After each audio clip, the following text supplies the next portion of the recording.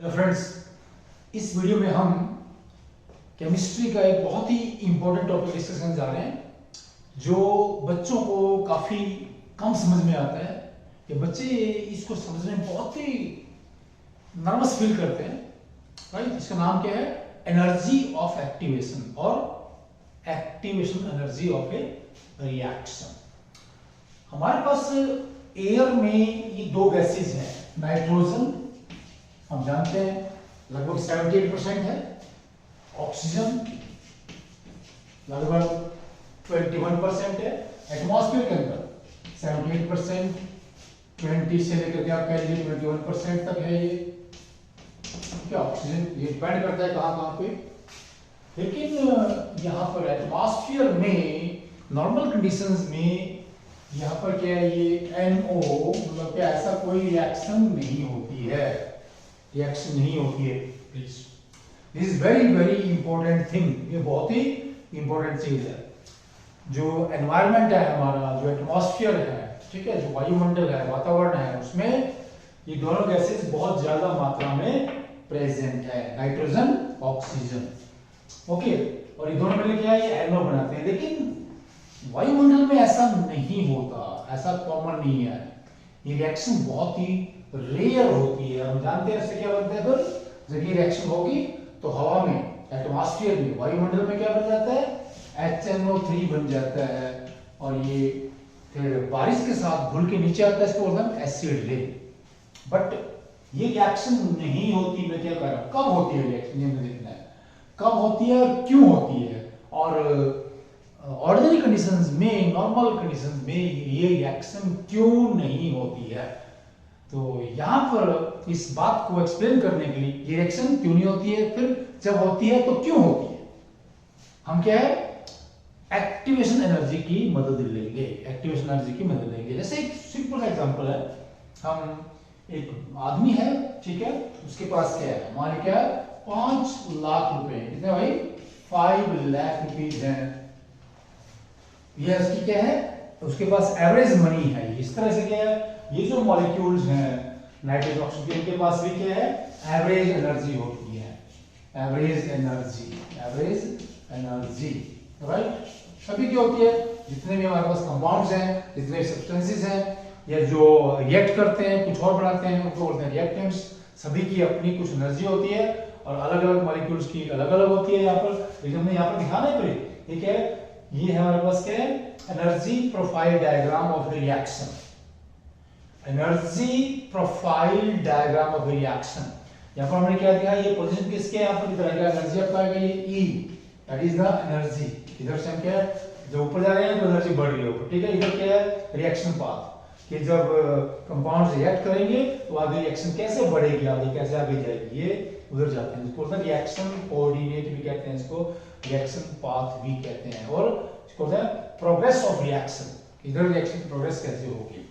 यहाँ पर ये जो ए पोजीशन हमने दिखाई है, हमने यहाँ पर क्या है, ये जो ए पोजीशन है, ये रिएक्टेंट्स की जो मीन एनर्जी है, जो एवरेज एनर्जी है, उसको दिखा रहा है। A represents the average energy of reactants. और रिएक्टेंट क्या है, वो एक होगा या दो होंगे या तीन होंगे, उससे कोई फर्क नहीं पड़ता है। ये वहां पर क्या है, एवरेज एनर्जी को हम यहाँ से इंडिकेट करेंगे। इसमें एग्जांपल यहाँ पर लिया था, एक आदमी है, right, a person is there, उसके पास क्या भाई, आदमी के पास क्या है, 5 लाख रुपए हैं। लेकिन उसको गाड़ी खरीदने के लिए, गाड़ी उसने लेनी है, उसको चाहिए 10 लाख रुपीज चाहिए।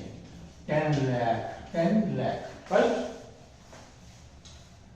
तो क्या करेगा वो, उसको 5 लाख रुपए बोरो करने पड़ेंगे, उधार लेने पड़ेंगे, तभी वो गाड़ी खरीद पाएगा।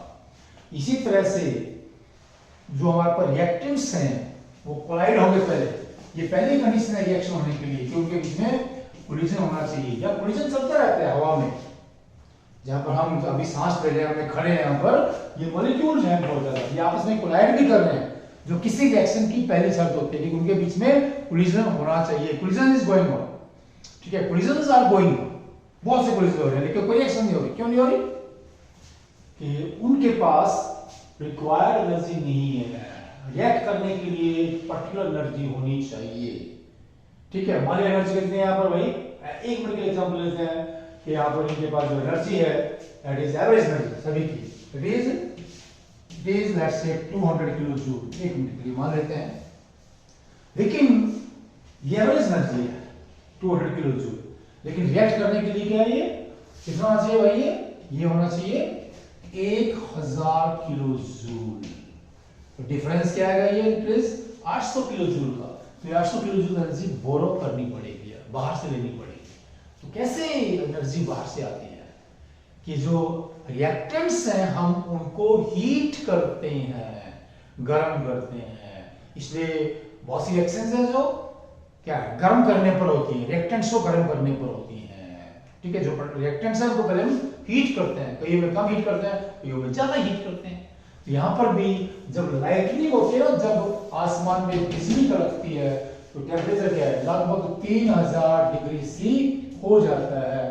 और मॉलिक्यूल्स की जो ये हमारे पास मॉलिक्यूल जैसा उसमें टकरा रहे हैं, ठीक है, उसको कोलाइड करेंगे और लाइटनिंग होती है, वहां पर बिजली कड़कती है, टेम्परेचर है 3000 डिग्री सेल्सियस है और इनकी एनर्जी बढ़ जाती है और एनर्जी बढ़ के क्या है यहां से यहां तक आ जाती है।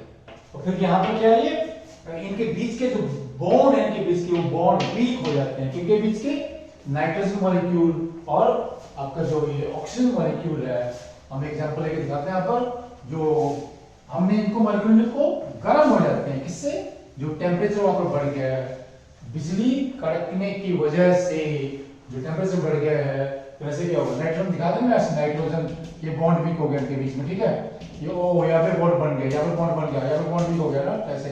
तो इस तरह की जो पोजीशन बन जाती है, ये ठीक है, इसको बोलते हैं एक्टिवेटेड कॉम्प्लेक्स। यहाँ पर है ये हाईली अनस्टेबल है, ये हाईली एनर्जेटिक है, highly unstable, highly energetic, maximum energy यहाँ पर होगी, ठीक है। यहाँ पर तो इसमें जो एक्स्ट्रा एनर्जी इसने गेन की है यहाँ पर, ठीक है, इन्होंने नाइट्रोजन ऑक्सीजन जो एक्स्ट्रा एनर्जी की है वो क्या है, वो इस रिएक्शन के लिए एनर्जी ऑफ एक्टिवेशन है, मतलब एक एक्स्ट्रा एनर्जी जो रिएक्शन के होने के लिए चाहिए। जैसे हमने कहा था ना कि 5 लाख रुपए एक आदमी के पास है, 5 लाख उसने बोरो किए, तो 5 लाख क्या है, ये एक्स्ट्रा जो बोरो कराइए, ठीक है। 10 लाख बोला गाड़ी, ये क्या है, ये एक्टिवेशन मनी है जो बाहर से आनी चाहिए, जो बाहर से आएगी। यहाँ पर भी क्या है, ये जो मॉलिक्यूल बाहर से एक्स्ट्रा एनर्जी गेन करेंगे, लेंगे, ताकि वो रिएक्ट कर पाए कोलिजन के बाद, वो एक्स्ट्रा एनर्जी है, that is energy of activation. और देखिए प्लीज, ये एनर्जी ऑफ एक्टिवेशन किसी भी रिएक्शन के लिए जितना ज्यादा होगी, उस रिएक्शन के होने के स्कोप उतने कम होते हैं, या और रिएक्शन उतनी मुश्किल होती है,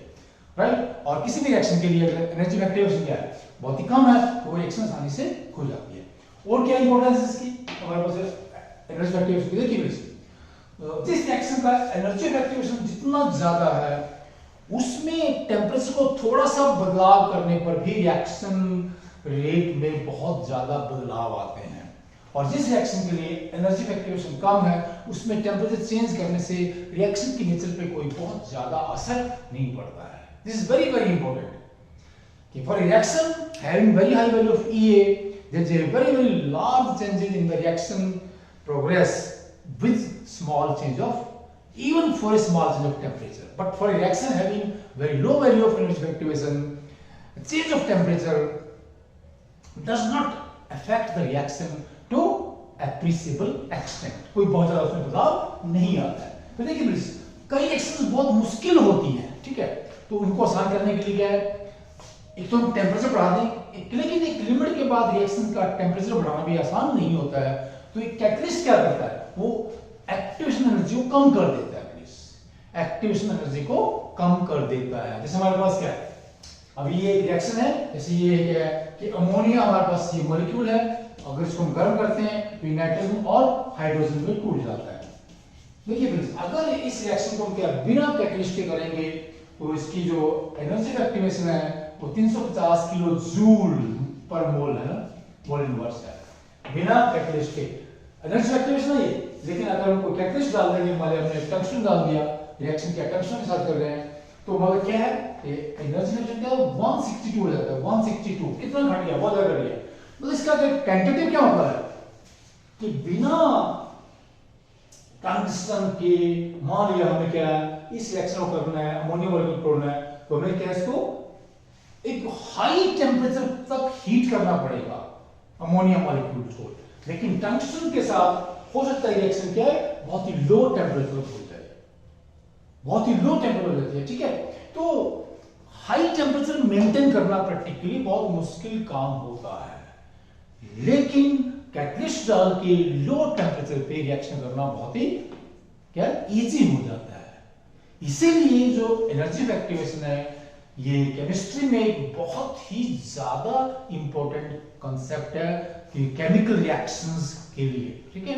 और सबसे पहले हमें पता है कि इस कॉन्सेप्ट के बारे में किसने बात की थी, Arrhenius talked about the energy of activation concept in chemistry first of all, and it has lot of significance in studying the various chemical reactions in chemistry.